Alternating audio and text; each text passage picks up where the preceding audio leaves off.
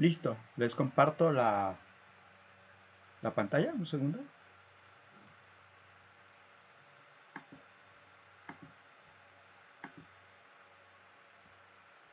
Y me paso a la presentación.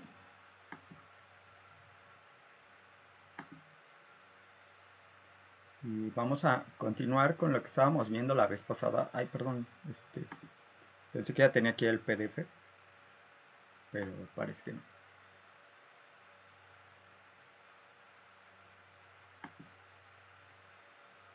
Entonces, bueno, vamos a continuar con lo que estábamos viendo la clase pasada, que si se acuerdan, pues estábamos hablando de estos modelos con efectos aleatorios, que en particular cuando tenemos la posibilidad de incluir tanto, digamos, como los efectos tradicionales, como los otros efectos, los aleatorios, pues tenemos un modelo lineal mixto. Básicamente, la idea es que desde el punto de vista de los efectos fijos, nosotros vamos a hacer como que un análisis que, pues digamos, involucra a la media, ¿no? Como lo hemos estado viendo, al valor esperado. Sin embargo, en el caso de que nosotros estamos trabajando sobre los efectos aleatorios, como que nos estamos yendo más a la parte de la varianza, ¿no? Entonces, en el caso de la varianza, pues entonces incluimos esos efectos aleatorios como para un poco controlar esto de que no tengamos independencia entre nuestras observaciones. O sea, las observaciones que podemos tener, por ejemplo, a través de, pues, estar midiendo algo dentro de un clúster y que todos los elementos del clúster pues, tengan características en común, pues al incluir la posibilidad de los efectos aleatorios, como que controlamos esa varianza en común que tenemos en los elementos. Y entonces, bueno, justo lo que estábamos viendo en el ejemplo, pues era más desde un punto de vista temporal, donde teníamos el mismo tipo de individuo que lo seguíamos a través del tiempo, y entonces, al momento de hacer eso, pues no tenemos una independencia porque hay una relación de lo que ocurre en un momento con lo que ocurre en el siguiente. Y entonces pues dimos una especificación del modelo que se basaba en una estructura, digamos como particular, si lo íbamos viendo a nivel individuo, y otra si lo íbamos viendo a nivel observación dentro del individuo. Porque justo estábamos trabajando solamente con el caso de dos niveles, ¿no? Donde tenemos como que un alineamiento en el cual las observaciones se encuentran incluidos dentro del clúster. En este tipo de procedimiento, entonces podemos incluir los efectos fijos, los efectos aleatorios, y los efectos aleatorios, pues como el nombre lo indica, es una variable aleatoria que tendríamos asociada a cada una de las distintas variables, digo, a cada una de las distintas observaciones, o sea, los clústeres. Y en el caso de nuestros efectos fijos, pues tenemos nuestras variables observadas, como siempre. Pero bueno, en el caso de los efectos aleatorios comentábamos que las U y J las podemos tomar como los valores que realmente estamos viendo de las variables a las que les quieres incluir el efecto aleatorio. El modelo más sencillito es el modelo, pues digamos, de intercepto aleatorio, donde básicamente solamente incluyes una variable aleatoria que pues se asocia a cada uno de los individuos. Y justo para empezar a hablar de los supuestos, tratamos de hacer como una especie de unión de los elementos que tenemos dentro de un mismo individuo en cada una de las Y's y también en las X's, que vendrían siendo nuestros outputs y nuestros inputs, para cada observación dentro del individuo. Y lo mismo con los efectos aleatorios. La gamma i sigue siendo igual, porque la gamma i en realidad sería un vector que nosotros vamos a tener, que corresponde a las distintas variables a las que les vamos a estar asignando el efecto aleatorio, que puede ser la constante o una constante o que puede ser cualquier otro tipo de variable. Habíamos dado esta especificación porque así era más fácil hablar de los supuestos del modelo, que el supuesto, pues digamos que tenemos pues importante, se relaciona con la distribución asociada a gamma, a estos efectos aleatorios. Esto es un vector porque incluye cada una de las variables con sus efectos aleatorios y por lo tanto pues tiene una distribución normal multivariada. Usualmente solamente incluimos la varianza de cada uno de los efectos aleatorios y las covarianzas pues se asumen cero. Luego tenemos también una parte que correspondería a nuestro error tradicional. Sin embargo, aquí tenemos el error asociado a cada uno de los individuos, digo, a cada una de las observaciones que forman parte de un mismo individuo y por lo tanto podemos incluir una estructura de correlación que viene siendo la manera en que los elementos dentro del individuo se relacionan entre sí. Por ejemplo, puede ser una correlación temporal o podría ser algún tipo de relación que tenemos entre todas las observaciones del individuo, ¿no? En general, la matriz que vamos a dar, la matriz o la estructura de correlación, se va a suponer la misma para todos los individuos, aunque en teoría podríamos tener una estructura de correlación diferente por individuo. Y en términos de la parte aleatoria, porque pues digamos que aquí lo aleatorio es toda esta parte que estamos sumando, va a tener pues como que el supuesto de que internamente los efectos aleatorios deben de ser independientes, lo mismo con los errores que nosotros vamos a tener para cada uno de los individuos, y hay una independencia entre estas y estas. Entonces, estos son los supuestos que estamos agregando al modelo. Entonces, bueno, aquí pues lo que tenemos que hacer es definir el modelo de acuerdo a la estructura de correlación que tenga sentido, de acuerdo al tipo de datos que estamos estudiando. Ahora, desde el punto de vista de la estructura de correlación, pues esa se va a asignar dependiendo de cómo sean los datos.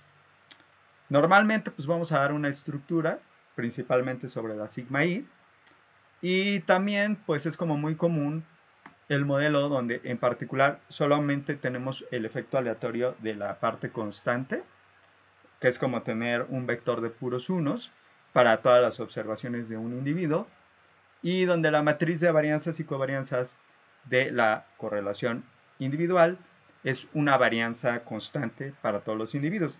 En otras palabras, la estructura de correlación que estamos incluyendo aquí vendría siendo una varianza sigma cuadrada multiplicada por una identidad.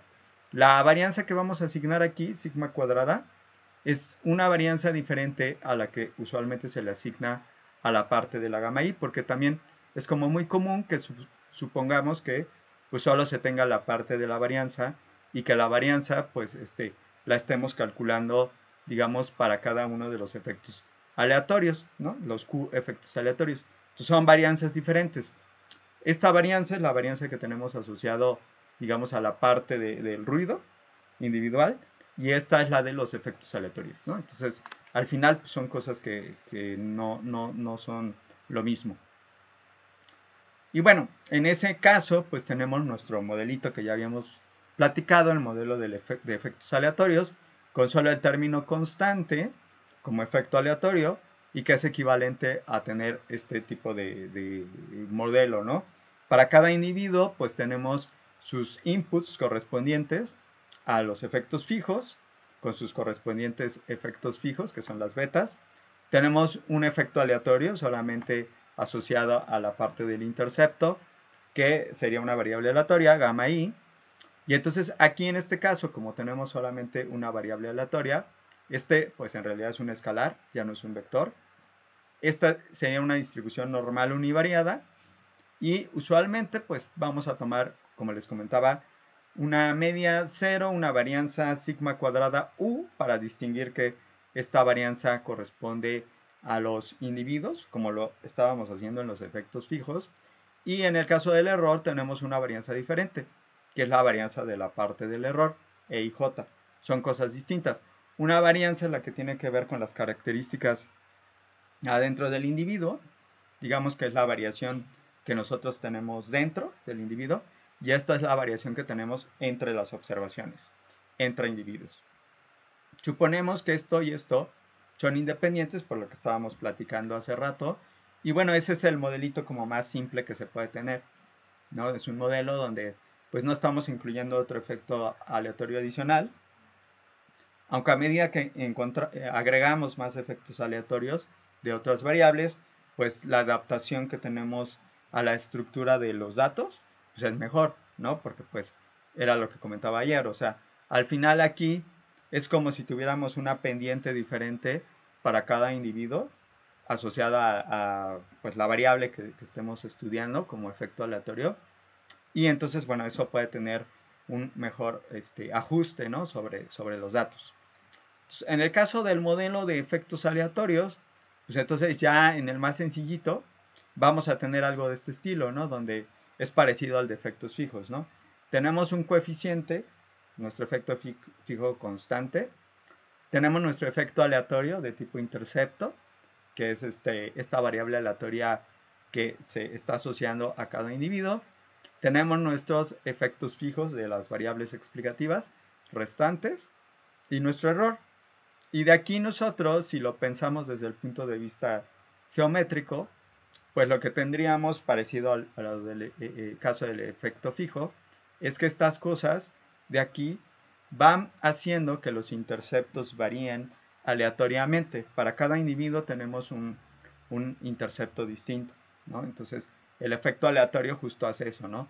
Generar como que rectas paralelas, si es que estamos pensando en que solo hay otro efecto adicional, serían como rectas paralelas que pues se van moviendo de acuerdo a este valor del intercepto, ¿no? Que incluye una parte fija más una parte aleatoria. Entonces, bueno, este modelito lo podemos poner incluso en una forma matricial, donde integramos pues, las observaciones de todos los distintos individuos que nosotros estamos estudiando, los conglomerados, y de ahí pues integramos toda la parte de los efectos fijos, los efectos aleatorios y nuestro error. Y donde podemos ver de una manera como más explícita ese supuesto que habíamos dado en términos de cómo se comportan los efectos aleatorios. Las gamas y épsilons van a tener una correlación de 0, que significa que pues, estos son no correlacionados, como son distribuciones normales, pues independientes, de hecho, y que justo pues lo que tendríamos que tratar de estimar son las distintas componentes que forman parte de esta G y de esta R. Esta G al final lo que está considerando es como la estructura que tenemos asociada a los efectos aleatorios. O sea, dependiendo del número de efectos aleatorios, pues esta sería una matriz de pues, un cierto número de renglones y columnas, dependiendo de cuántos efectos aleatorios hay. Y esta tiene que ver con la estructura de correlación, cómo se relacionan los elementos que forman parte de un mismo clúster, del mismo grupo. Y cada una de ellas se va a estimar, digamos, en términos de los parámetros, y por ejemplo aquí en la R, dependiendo de la estructura de correlación que supongamos. Entonces, al final, nosotros vamos a tener que tanto G como R son matrices que ya a su vez están dependiendo de los parámetros. Por ejemplo, si estamos hablando de este caso sencillito, los parámetros que tenemos es el de la varianza para el efecto aleatorio, que es esta. Tenemos la de la varianza para el efecto fijo. Y bueno, obviamente todos los parámetros de acá, ¿no? Pero bueno, aquí me interesa más bien discutir estos, ¿no? Los que son de la parte aleatoria. Y estos de la parte aleatoria, pues son las que, perdón, estos de la parte aleatoria son los que hasta este punto no habíamos estimado. Entonces, bueno, justo, ¿no? Ya que tenemos como que definido el modelo, tendríamos que asignar una estructura de correlación en los datos, cómo se están relacionando los datos entre sí. Por ejemplo, si son series temporales, pues aquí vendría una estructura de correlación indicándome que pues, se relacionan con respecto al tiempo.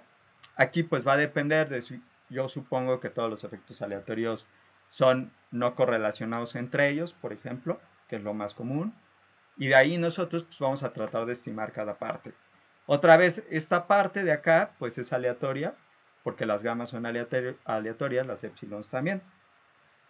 Y basándose en eso, pues vamos a tener un vector teta, que es el que vamos a estimar. Puede ser simple o complejo dependiendo de la estructura de correlación que tengamos y del modelito, ¿no? O sea, en el caso del modelo más simple, el de efectos aleatorios, digamos que la teta que nosotros vamos a definir solamente es la varianza que tenemos dentro de cada conglomerado y la varianza entre individuos, ¿no? Entonces aquí es este vector el que hay que estimar. Cuando tengamos más posibles parámetros, dependiendo de las estructuras de correlación y del número de efectos aleatorios, pues entonces esta teta se puede hacer más o menos compleja, ¿no? Entonces, la teta, pues al final es lo que tenemos que estimar junto con las betas. O sea, nuestros coeficientes de los efectos fijos los tenemos que estimar y la parte de los efectos aleatorios más pues las estructuras de correlación. Este proceso pues se resuelve como usualmente se hace en estadística por máxima verosimilitud, pero en ese procedimiento o sea, no es tan trivial, porque justo lo que nosotros tenemos es que hay que pues como que tratar de obtener una verosimilitud que está dependiendo tanto de teta como de beta, ¿no? O sea, de los elementos de la parte de los efectos aleatorios o de toda la parte aleatoria en realidad.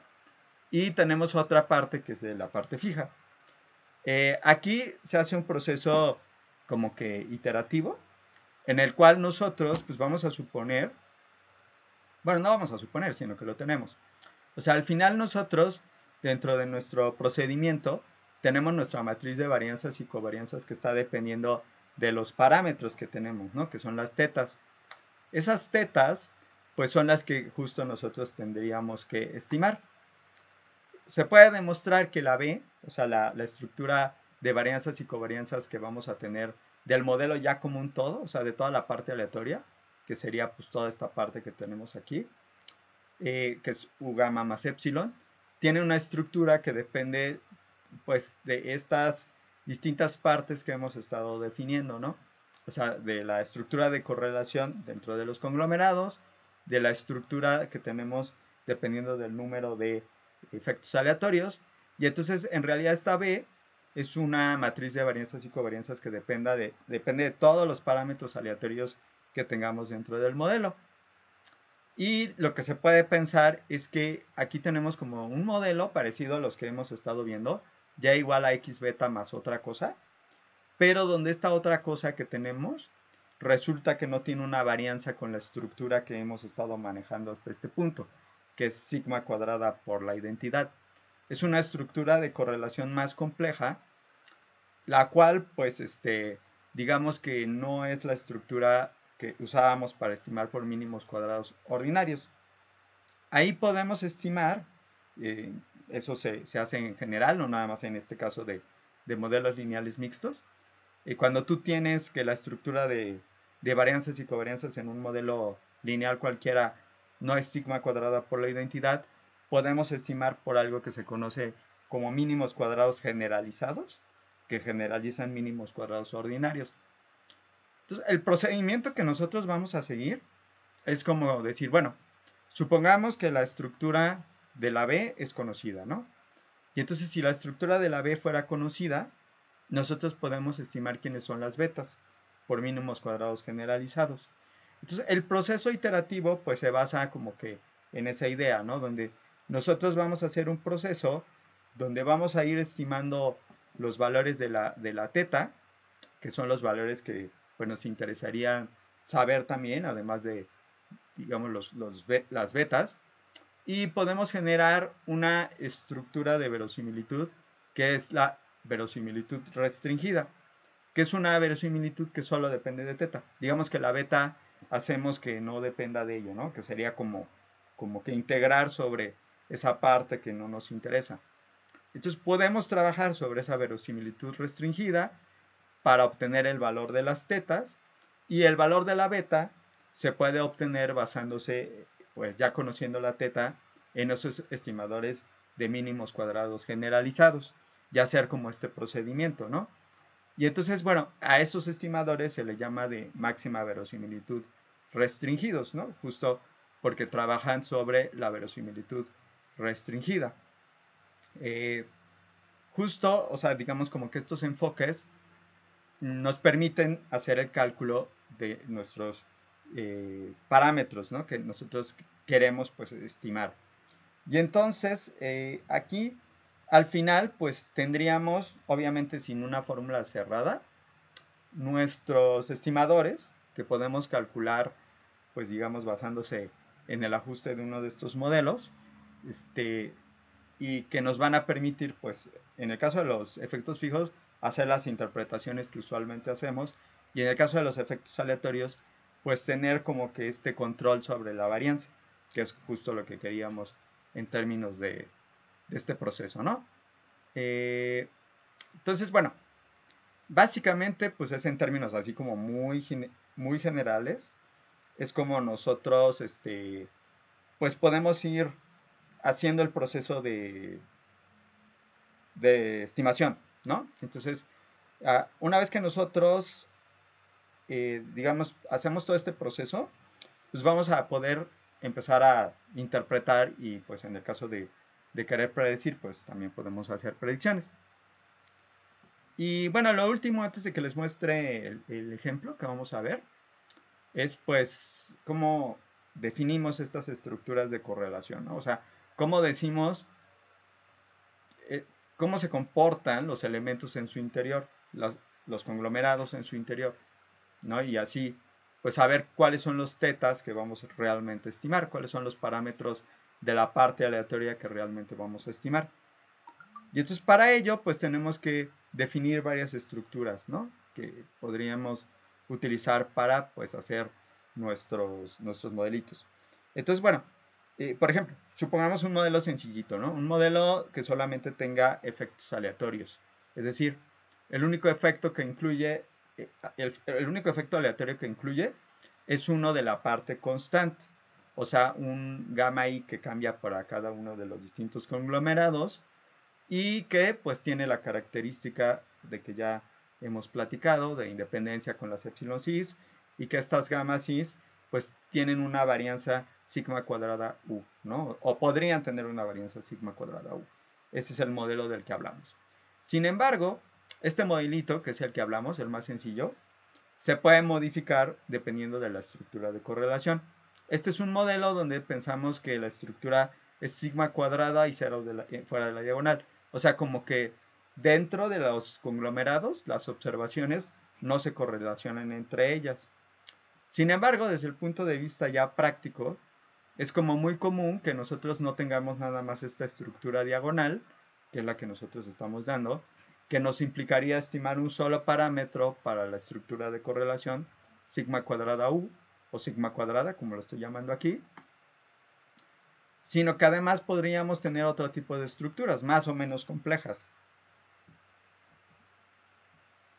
Por ejemplo, en esta tenemos una estructura que nos está hablando de que pues no hay una no correlación entre las observaciones adentro del conglomerado, sino que sí hay una cierta relación entre observaciones que nosotros tendríamos, ¿no? Aunque esta correlación es la misma en todos los casos, ¿no? Es esta que nosotros estamos dando aquí. Esta estructura de correlación se llama simetría compuesta y por la manera en que está dado esto, lo que tenemos que estimar es la sigma cuadrada, que tiene que ver con la varianza de las observaciones que tenemos adentro del conglomerado. O sea, si son distintos tiempos, las variaciones que tenemos a través de cada uno de los tiempos que nosotros medimos a los individuos. Y bueno, podríamos tener entonces esa como una varianza que es en común en las observaciones y una covarianza que es en común entre todas las observaciones. Por lo tanto, los únicos parámetros que vamos a estimar son dos, la sigma cuadrada y la sigma 1. Entonces, los parámetros que estimamos de la parte de la estructura de correlación son dos. Luego tenemos que estimar el parámetro del error, perdón, los parámetros o el parámetro de la parte del efecto aleatorio, que por ejemplo, si estamos suponiendo que el efecto aleatorio es este, pues simplemente sería una varianza, sigma cuadrada u, la varianza que tenemos del efecto aleatorio. Y en el caso de que tengamos otras estructuras de correlación, pues puede ser que el número de parámetros que tenemos que estimar se incremente. Por ejemplo, otra vez regresando al caso de que tenemos datos longitudinales, observaciones que va siguiendo a través del tiempo. Una estructura de correlación que podría ser bastante lógica es una estructura de correlación de tipo autorregresivo de orden 1, donde lo que ocurre en un momento está afectando a lo que ocurre en el siguiente momento, ¿no? Son los llamados procesos autorregresivos. En ese caso, se demuestra que en esos procesos autorregresivos, que básicamente lo que te está diciendo es que lo que tenemos en el tiempo t actual depende de lo que tenemos en el tiempo t-1, en el tiempo previo, se puede calcular matriz de varianzas y covarianzas, o bueno, en general, las covarianzas o las correlaciones que existen entre las observaciones que medimos en distintos puntos en el tiempo. A eso se le llaman autocorrelaciones. Y en el caso de los procesos autorregresivos de orden 1, así se le llama un autorregresivo de orden 1, donde lo del tiempo t está afectado solamente por lo del tiempo t menos 1, se puede demostrar que la correlación que nosotros vamos a tener entre, bueno, más bien la autocovarianza, o sea, la covarianza de una observación de un tiempo con la del tiempo siguiente, tiene la manera de expresarse que estamos dando aquí. Sigma cuadrado por rho a la tau, donde tau es la distancia entre los tiempos que nosotros estamos usando, ¿no? Por ejemplo, si estamos hablando de que la distancia entre las observaciones es 1, pues entonces nos queda la rho. Si 2, rho cuadrada, y así sucesivamente.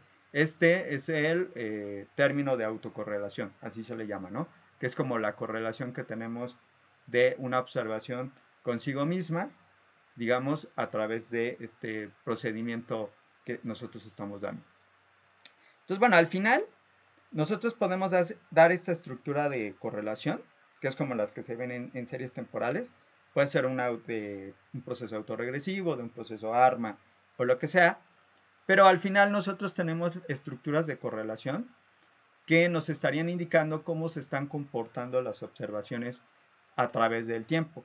Y que pues en este caso tiene lógica, ¿no? Si yo voy siguiendo a un individuo a través del tiempo, es como tener miniseries temporales, y entonces pienso que lo que estamos observando en un punto en el tiempo en este individuo, pues como que va a tender a relacionarse con lo que observamos antes. Esta estructura de correlación particular que estamos dando, de tipo autorregresivo de orden 1, depende de dos parámetros, la sigma cuadrada, y también depende, que es la varianza, y de la autocorrelación, ¿no? De orden 1. O sea, esta rho que nosotros tenemos. Y basándose en esto, o sea, las génesis, ¿no? Porque estas son más bien como que, digamos, el número de observaciones que tú tienes para un mismo conglomerado. Ya habíamos dado esta notación, son NI, y entonces vamos a tener autocorrelación hasta digamos, hasta una distancia o hasta un lag del número de observaciones del conglomerado menos 1. Entonces, esta estructura de correlación, al igual que esta, depende de dos parámetros. ¿Qué va a hacer el software? Pues al momento de estimar, vamos a tener que estimar sigma cuadrada rho. Y bueno, como tenemos nuestro error, que suponiendo que fuera este el modelo, pues también tenemos que estimar la sigma cuadrada del error. Perdón, como tenemos el efecto aleatorio del intercepto, tenemos que también estimar la varianza del efecto aleatorio, ¿no? Entonces tenemos tres parámetros que tenemos que estimar de todo lo que es aleatorio, que es todo esto, y el resto son los betas, los coeficientes. Estos tres parámetros son los que llamaríamos la teta, que son pues todos los distintos aspectos de variabilidad de los efectos que son aleatorios, o sea, de toda la parte aleatoria. Y pues justo, ¿no? Como comentábamos, podemos estimar hay dos posibilidades, la verosimilitud restringida, que fue la que les expliqué. Esa verosimilitud restringida, pues justo funciona para estimar los coeficientes, ¿no? Tetas, o sea, los valores que nosotros vamos a dar, y de la parte aleatoria. Y también podemos estimar los coeficientes de beta, estos otros que tenemos aquí. Resulta que existe otra manera de estimar, una es la de la verosimilitud restringida y otra es la de la verosimilitud, así tal cual, o sea, digamos como que tenemos, bueno, de hecho sería la verosimilitud perfil, que es esta que tenemos aquí, y bueno, cualquiera de las dos son alternativas que podemos usar, pero para hacer inferencia tiene más sentido aplicar esto de la verosimilitud restringida, y para inferencia sobre teta es más útil la verosimilitud restringida, y para hacer inferencia sobre beta es más útil el trabajo sobre esta verosimilitud.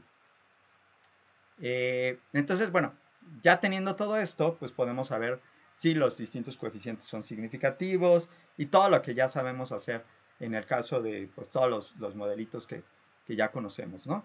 Ahora aquí un reto que surge es cómo nosotros podríamos tratar de saber cuál es el valor de la gama, ¿no? O sea, suponiendo el modelo más sencillito, el que tenemos acá, el de aquí, ¿no? O sea, solo con el efecto aleatorio de intercepto. Tenemos que al final dar un valor para esta gama i. Esta gama i es una variable aleatoria, como les decía ayer.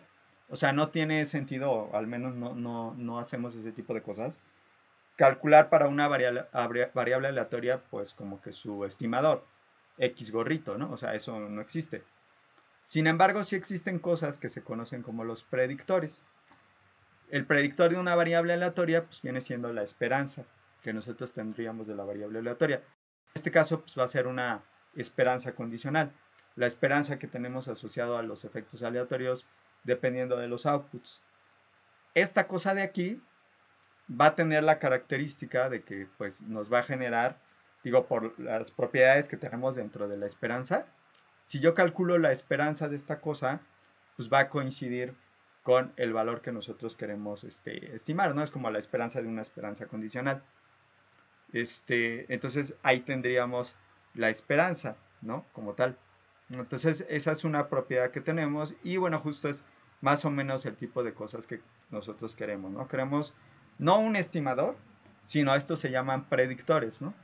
Es un predictor que tú vas a poder obtener y que te va a permitir incluso pues construir una predicción asociada a los efectos aleatorios.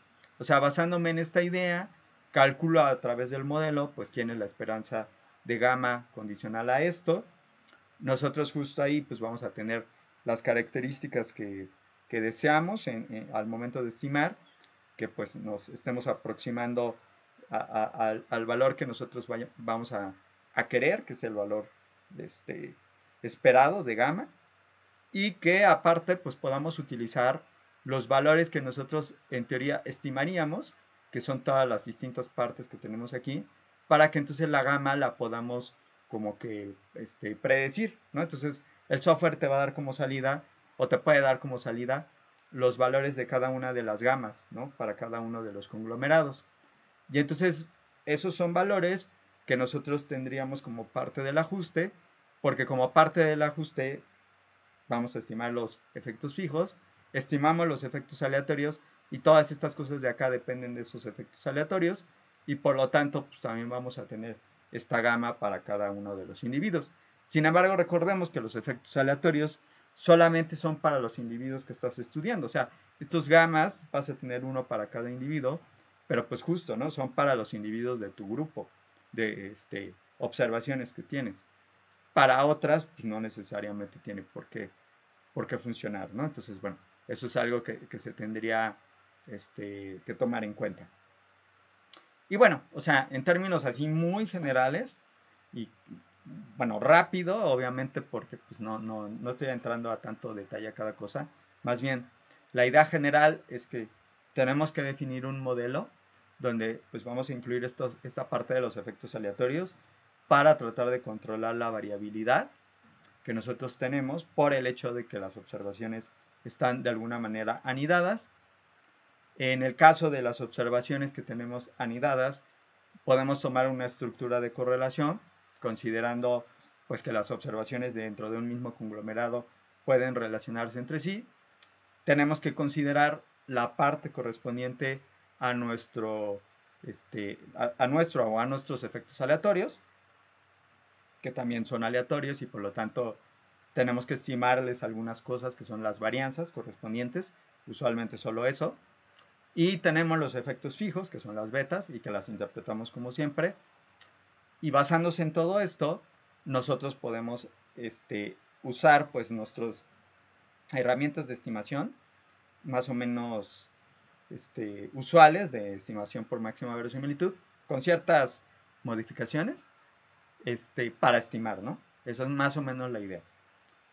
Entonces, ¿cómo aplicamos esto, no? Que podría ser como algo de bastante interés para pues ya empezar a aterrizar estos conceptitos, que yo creo que ahí es donde se va a ver un poquito más claro la utilidad de todas estas cosas, ¿no? Y pues justo como les decía, como me gusta la parte de series temporales, este ejemplo que les voy a poner es como de ese estilo. Entonces vamos a ajustar un modelo longitudinal, donde tenemos distintos individuos, y a estos individuos les estás midiendo algo a través del tiempo, ¿no? Entonces vamos a cargar primero estas dos cosas, porque por ahí necesitamos los datos que ya están formando parte de una de estas librerías y que se relacionan con distintas yeguas, ¿no? Entonces, en estas yeguas se va midiendo a través del tiempo, déjenme recordar aquí, la cantidad de folículos ováricos, ¿no? Que sería como si fuera nuestra variable respuesta. Esta variable respuesta, pues entonces la estamos midiendo para una misma yegua a través del tiempo, ¿no? Entonces es como tener una miniserie temporal donde vamos viendo cómo va evolucionando, ¿no? A través del tiempo las características de esa cantidad específica. Entonces, aquí en particular, pues estos datos, pues contienen, espérame, déjame, quería mostrarlos. Ahí sí, aquí está. Quería mostrar algo. Digo, se tarda un poquito porque pues tengo muchas cosas, ¿verdad? Estoy grabando y haciendo otras cosas, pero bueno, aquí está, ¿no? O sea, el tipo de datos que tenemos son como estos, donde, digamos que vamos teniendo cada yegua, que son los valores que tenemos en la primera columna, que me indican 1, 2, 3, 4, 5, 6, etcétera, y la vamos teniendo repetidas veces porque me indica el número de observaciones por yegua que tengo en distintos tiempos. Y justo aquí, ¿no? Tenemos los distintos tiempos donde estamos haciendo la medición y tenemos la cantidad de folículos ováricos, ¿no? Entonces aquí vamos viendo por yegua las observaciones, entonces en cada yegua pues tenemos un cierto número de observaciones que serían nuestras NIs. Por ejemplo, aquí la NI para esta primera yegua pues sería N subíndice 1 y tendríamos que ver el número de observaciones que aquí pues serían, de acuerdo a esta numeración que estoy viendo, 29 observaciones lo que tenemos, ¿no? No necesariamente los datos tienen que estar balanceados y entonces, bueno, podemos empezar a trabajar sobre esto. Vamos a darle aquí este attach, que justo nos va a funcionar para no tener que llamar cada variable. Y vamos a hacer un gráfico directamente de estos datos, que pues como están cargados ya nos va a generar un gráfico que tiene como sentido con este tipo de cosas de series temporales, porque nos va a graficar para cada yegua cómo vamos a tener la evolución a través del tiempo de la variable de interés, que es nuestra variable respuesta, ¿no? Ay, qué feo. A ver si ahorita lo carga mejor. Ah, es que apenas lo estaba como generando. Por eso se tardó. Entonces, bueno, este gráfico lo que va a contener es justo en el eje X, ahorita que lo cargue, digo, ya se va viendo algo. En el eje X, pues tenemos nuestro variable de tiempo, o sea, el seguimiento que vamos teniendo a través del tiempo. Por ejemplo, ahí lo que se alcanzaba a ver, ahí medio tantito en lo que acaba todo lo demás, es el valor de la yegua 4, ¿no? O sea, la yegua 4, pues tenemos su evolución a través del tiempo, ¿no? Y entonces, en esa evolución a través del tiempo, pues vamos teniendo una cierta tendencia, ¿no? O vamos teniendo una cierta estructura. Cada yegua pues va a tener una estructura particular, aunque pues también hay características en común, ¿no? Que podemos tener en las yeguas, ¿no? Que tendrían que ver pues con las características que estamos observando individuales. Entonces, este grafiquito pues nos va a permitir, les digo que se está tardando mucho porque tengo lo de la grabación más otras cosas, pero bueno, ya más o menos se fue viendo cómo es, ¿no? O sea, es cada observación a través del tiempo, vamos teniendo para cada yegua estos datos y entonces pues estamos observando lo que ya hemos estado diciendo, ¿no? O sea, que las observaciones para una misma yegua pues tienden a parecerse. Aquí justo porque estamos hablando de que es el mismo dato que va siguiendo en varias observaciones. La voy a cerrar porque pues creo que se está tardando en generar el gráfico. Déjenme ver si no tengo algún otro proceso aquí corriendo.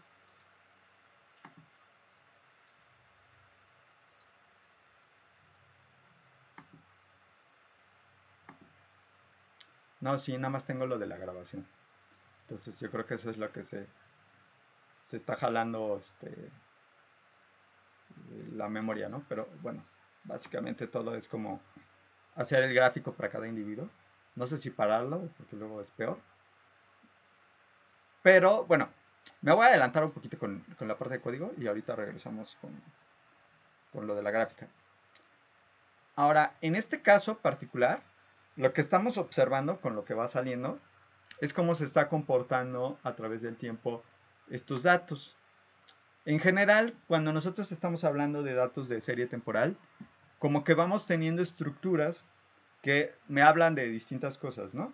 Digo, esto lo comento para los que no han llevado series de tiempo. O sea, nos hablan de distintas cosas, ¿no? Por ejemplo, la tendencia, ¿no? Que es como nosotros nos vamos moviendo a través del tiempo, ¿no? Puede ser una tendencia creciente, una tendencia decreciente, etcétera. También podemos hablar, en el caso de algunas series temporales, de estructuras de tipo cíclico, que eso es como muy común en cosas como en este ejemplo de tipo biológico, ¿no? Donde tenemos como ciclos de repetición de estructuras, ¿no? A través del tiempo. Estas estructuras cíclicas se puede demostrar que pues se relacionan mucho, ya terminó la gráfica, se relacionan mucho con específicamente como que combinaciones de senos y cosenos, ¿no? O sea, como que combinaciones de senos y cosenos nos van generando estas estructuras de tipo cíclico. Entonces aquí vamos a tratar de incorporar algo de ese estilo. Vamos a incluir, digamos, como variables explicativas que vendrían siendo nuestros efectos fijos, una parte constante y dos coeficientes adicionales que se van a estar como que ligando al seno de 2πx con x el tiempo y al coseno de 2πx con x el tiempo. O sea, como que para tratar de captar esta parte cíclica. Entonces no tenemos ningún otro efecto fijo, o sea, básicamente es todo sobre el tiempo y la única diferencia es que hablamos de dos transformaciones, una de seno de 2pi de ese tiempo y otra de coseno de 2pi. Y esto, pues, digamos, es algo fijo, ¿no? Como tal. Entonces vamos a tener un modelito donde vamos a tener la parte de todo lo que es efecto fijo, es todo esto, que esto es como tradicionalmente lo hemos estado viendo, y vamos a incluir aquí solamente un efecto aleatorio de término constante, que me va a indicar que las distintas yeguas tienen características diferentes entre sí. Ay, a ver si no se tarda mucho en hacer el zoom, pero sí me gustaría que se vea un poquito más detallado. Porque pues en algunas pues, va a tender a estar así como aquí, que va creciendo, ¿no? Es más creciente. En otras pues va a crecer y luego va a decrecer. En fin, ¿no? O sea, como que tenemos cierta estructura y también puede ser que desde el punto de vista de la manera en que se está comportando esta, observemos que en algunas de las yeguas pues tenemos que esta estructura que observamos se encuentra más abajo que en otras yeguas. Entonces al incluir el efecto aleatorio, como que nos hacemos cargo de eso, ¿no? O sea, estaríamos diciendo, bueno, los elementos que pertenecen a una misma yegua pues tienen características parecidas y entonces eso lo vamos a incluir y geométricamente nos indicaría que estamos considerando que la pendiente no es la misma. Entonces, bueno, ya teniendo esto, se puede hacer el ajuste. O sea, ya tenemos como que todos los datos. Y para ello, pues, ahí no sé si ya cargué la librería. Déjenme ver acá arriba si ya la cargué o no la he cargado. Así. La librería que nos permite hacer este tipo de ajustes, o bueno, una de las librerías, hay más de una, es la librería NLME. La librería NLME, que de hecho también tenemos otras librerías para incluso modelos lineales generalizados mixtos, esta librería nos permite incluir efectos aleatorios. Entonces lo que tenemos que dar es más o menos parecido a lo que hemos estado trabajando hasta este punto, como que las relaciones que tenemos en términos de los efectos fijos, todo esto de acá, ¿no? La variable de respuesta, cómo se relaciona con esto. Tenemos que dar los datos, obviamente, sobre los que vamos a estar trabajando, y aquí es donde viene la parte de los efectos aleatorios. Aquí yo le estoy diciendo que incluye un efecto aleatorio constante y que este efecto aleatorio se está relacionando con la variable de yegua, la que tenemos como la primera columna. Entonces, podemos hacer el ajuste del modelo, espero que no se tarde tanto. Y en el ajuste del modelo, digamos, por default, se toma esto de máxima verosimilitud restringida. Teniendo eso, la salida pues tiene cosas parecidas y otras diferentes, ¿no? Por ejemplo, desde el punto de vista de los efectos fijos, la salida pues, es parecida a las que hemos estado viendo hasta este punto. O sea, donde tenemos cada una de las variables, que en este caso son el seno de 2pi tiempo y el coseno de 2pi tiempo, con sus correspondientes valores estimados, sus errores estándar, sus pruebas test para ver si son significativas, etcétera, ¿no? O sea, digamos, todo esto es más o menos parecido a lo que hemos estado explorando hasta este punto. Lo que tenemos adicional es la parte de los efectos aleatorios. Los efectos aleatorios, pues digamos que corresponderían, en mi caso particular, a solamente la parte de nuestro intercepto. Y por lo tanto tenemos un único parámetro, que sería el de la varianza del efecto aleatorio de término constante. Y desde el punto de vista de la parte que son efectos que son aleatorios, pues también tenemos la parte del error. Yo aquí no supuse ninguna estructura de correlación y entonces supone la más básica, donde tenemos que, pues digamos, esta estructura de correlación dentro de cada yegua es que la varianza es constante, ¿no? Y es la misma para todas las observaciones dentro de la yegua. Y entonces esto es justo lo que me está dando aquí. Me está dando la desviación estándar asociado al intercepto aleatorio, que es esto que tenemos aquí, y la de la parte del residuo, o sea, la de la parte, bueno, este del residuo pues es un decir, ¿no? Más bien es la de la parte del error, ¿no? La que tenemos acá. Entonces tenemos estas dos cosas que son los dos parámetros asociados a todo lo aleatorio que estamos nosotros estimando. De aquí nosotros pues vamos a tener lo tradicional en cualquier salida que tengamos de modelos, o sea, nuestros criterios de Akaike o bayesiano, que podríamos usar para comparar con otro tipo de modelo. Y bueno, podríamos tratar de cambiar la estructura de correlación. Aquí voy a hablar de un concepto que tiene que ver con series temporales, pero bueno, justo, o sea, es como que relacionado con esto, ¿no? En series temporales, nosotros tratamos de decidir cuál modelo vamos a tomar. Yo les hablé ahorita del modelo autorregresivo de orden 1, pero en general podemos tomar modelos que se conocen como ARMA, que tienen una parte que se conoce como autorregresiva y otra parte que se conoce como de promedios móviles, que la parte de promedios móviles me está diciendo cómo los errores se van relacionando consigo mismo a través del tiempo. Que ahí los errores se le llama ruido blanco, pero bueno, es lo mismo. Y básicamente nosotros nos podemos auxiliar en este tipo de modelitos, estos ARMA, en dos funciones. Una función que es la de autocorrelación y otra que es la de autocorrelación parcial. Estas dos funciones nosotros las podemos calcular sobre el modelo, que en realidad lo que te está diciendo es, bueno, vamos a ver cómo se está comportando el residuo de tu modelo donde estás suponiendo que la varianza es constante y que es la misma. Y vamos a ver si no es cierto que pues, hay cierta correlación que tú no estás captando a través de la estructura que supusiste. Entonces, cuando ponemos este gráfico, vamos a ver cómo se va relacionando consigo mismo el residuo, que vendría siendo como nuestra serie temporal, ¿no? O sea, la XT, digamos, ¿no? Que estamos nosotros midiendo.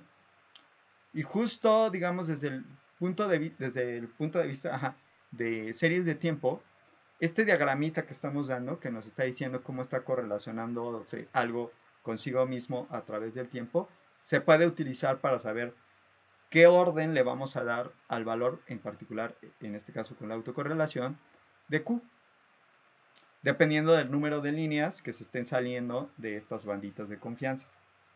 Entonces, bueno, de alguna manera, pues esto puede ser una ayuda para determinar o tratar de determinar cuál es el valor de Q que vamos a utilizar.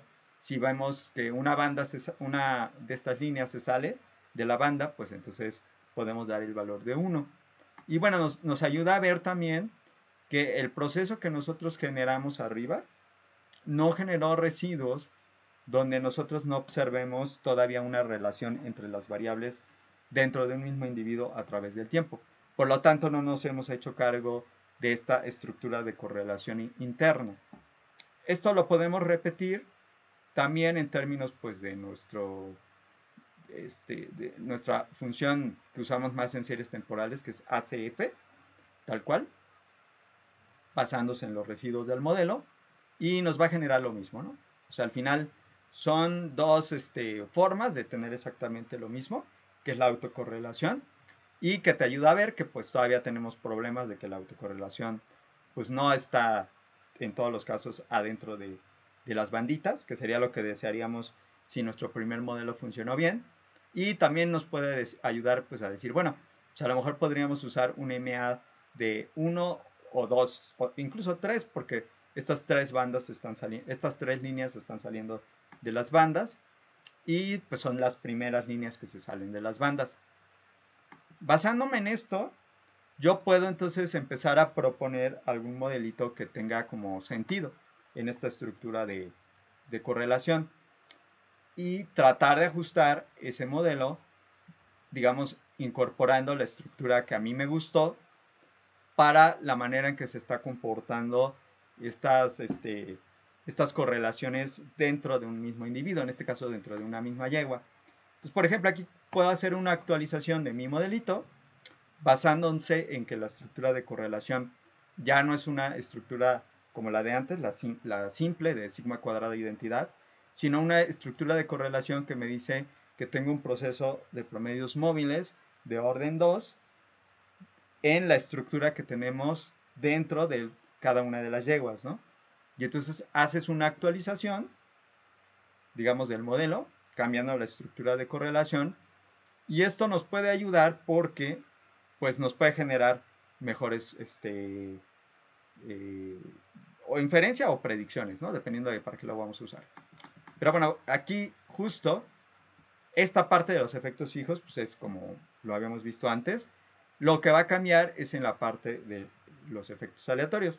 Porque ahora en lugar de que tengamos las mismas cosas que teníamos antes, tenemos además de la varianza asociada al intercepto, que sería como nuestro efecto aleatorio, tenemos esta varianza del residuo, que es una sigma cuadrada, que se va a tomar en cuenta, y que pues va a considerarse esta sigma cuadrada que tenemos junto con estos parámetros que tenemos aquí abajo, que son los parámetros estimados del modelo de promedios móviles de orden 2 que nosotros ajustamos sobre nuestros datos, ¿no? O sea, estos parámetros de aquí son los que en una serie temporal, que en este caso sean miniseries temporales, habríamos estimado para nuestros datos, ¿no? Estamos suponiendo que en todas las yeguas se tiene la misma estructura de serie temporal y entonces estamos incorporando esa estructura de serie temporal adentro de cada una de las yeguas.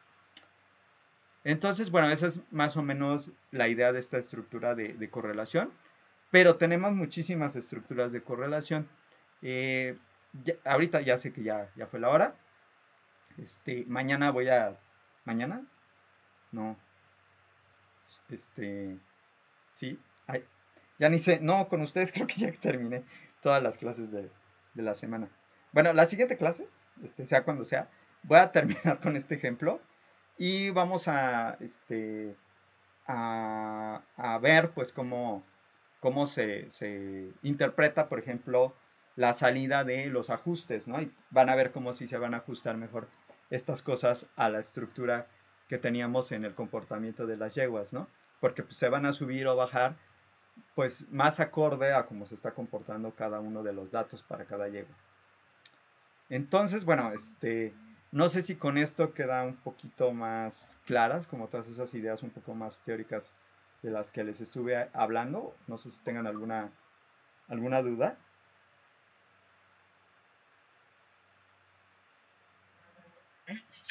Respecto al tema, pero el ejemplo que estábamos viendo en el PDF, y esto lo conté. Estos apuntes, los que estuve viendo yo ahorita. Sí, esto conté en el código. Ah, el código ese creo que sí se lo subí, creo. No sé, déjenme ver. Tanto el código como los apuntes, déjenme ver si sí se los subí. Si no, pues ya se los comparto, ¿no? Para que también lo puedan